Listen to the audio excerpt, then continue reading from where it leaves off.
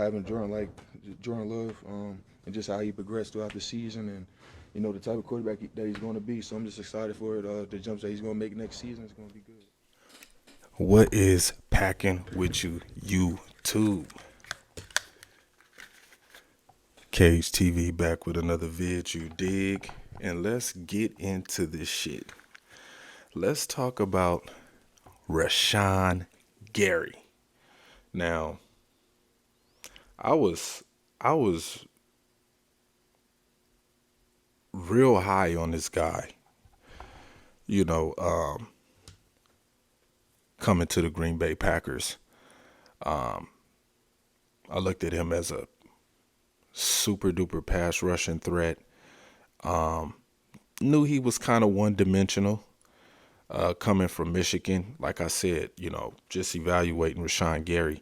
If you have a group of guys around him that are really good and very talented, that's when he will show up. But if you have him on the team with a bunch of sorry ass dudes, you're not gonna really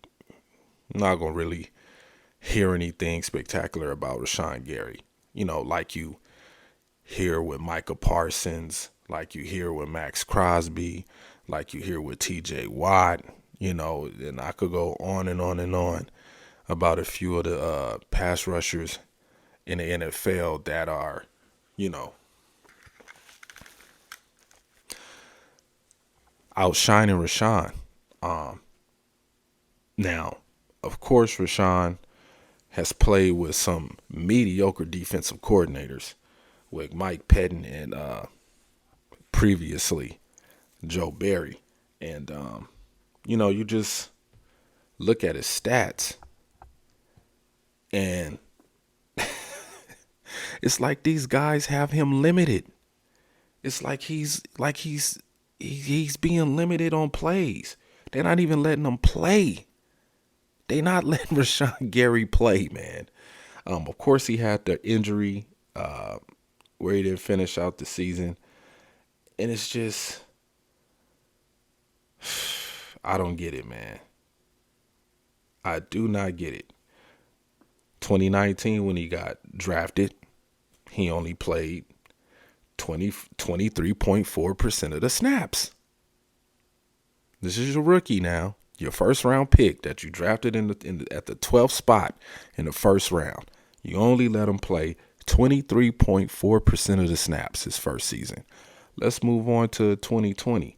He only played 44.4% of the snaps. You go to 2021. This was when he played the most. 66.8% of the snaps. Had 9.5 sacks. First year, he only had 2 sacks. Second year, he had 5. Third year, 9.5. His fourth year, this when he got injured. He only played 40% of the snaps. I think it would have probably went up to around 80, but with him suffering the ACL injury, and trust me, Gary was on a good trajectory of probably having 12 sacks on the season, maybe 13, but got cut short with the injury. And then this year, he only played 54.8% of the defensive snaps on the football field. Now that's telling me two things. And mind you, we just gave this man $107 million contract, which expires, I think in 2028 is when his contract is done. So what that tells me, with Rashan Gary playing the amount of snaps that he's playing, maybe the Packers were monitoring, his whole injury situation this following season. I will give them that. I will give them the benefit of doubt for that. Maybe it's the Joe Barry scheme that made Gary one-dimensional. We couldn't use him in different ways.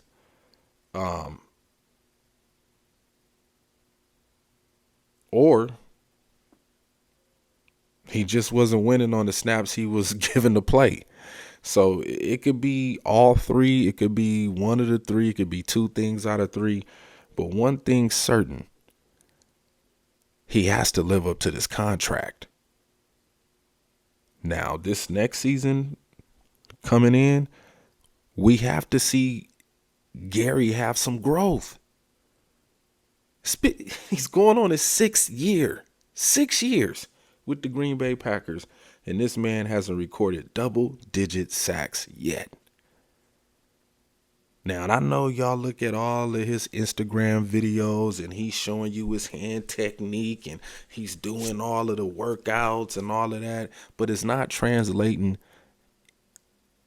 in football games where we need him the most. Has Gary made any kind of significant play in any game that was game changing? I mean, I might be wrong, but I mean, maybe y'all have, but I haven't seen it. I haven't seen where it's late in the game, the offense got the ball, it's it's a minute and 30 something seconds left on the clock. They got the ball, the offense got the ball. What am I doing? Okay, the offense got the ball, with a minute and 30 seconds left in the fourth quarter, right? They're at the 50-yard line. It's 3rd and 4.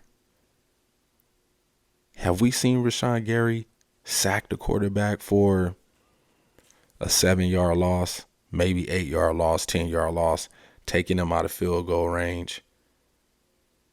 I've seen Preston Smith do it. I've seen Kenny Clark do it. I've seen Quay Walker do it. I've seen Devondre Campbell do it when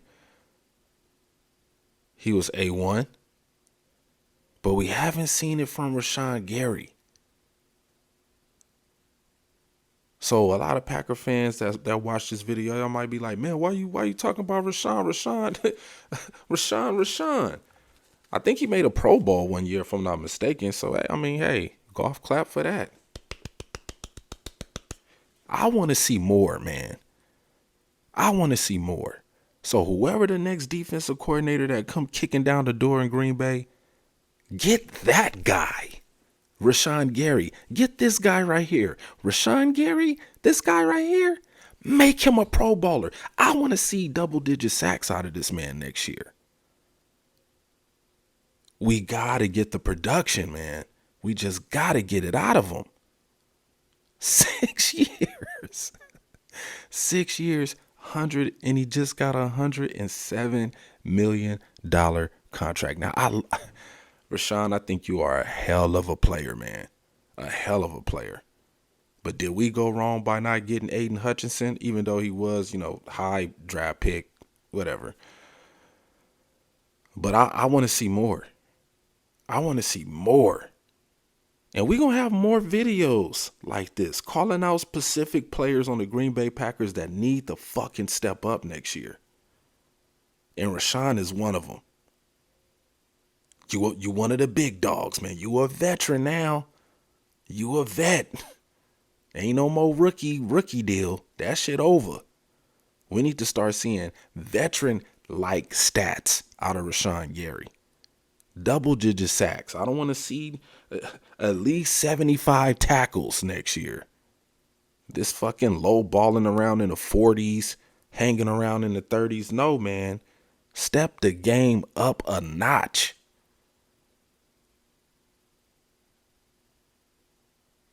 So with that being said, man, and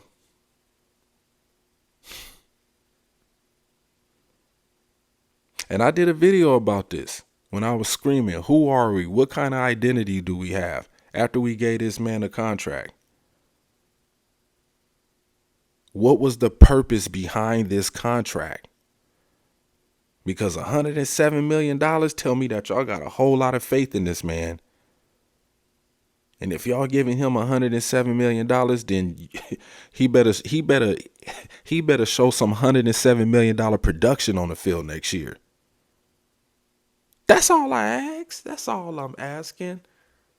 All you need is love. with me personally, everything that I went through, uh, still got to go back and watch the game. It was kind of hard for me to, watch it, so I'm still unpacking, still recovering from it. But, I'm eager and excited for next season. What makes you excited about what this team can do next season? Just the fact of us closing out the noise and us putting us in position to be playing ball in January. It ended not how we wanted it, but we still got to the playoffs, and that was a goal of ours. We just got to finish the job, and we got everybody on all three phases that we need to get to where we want to be.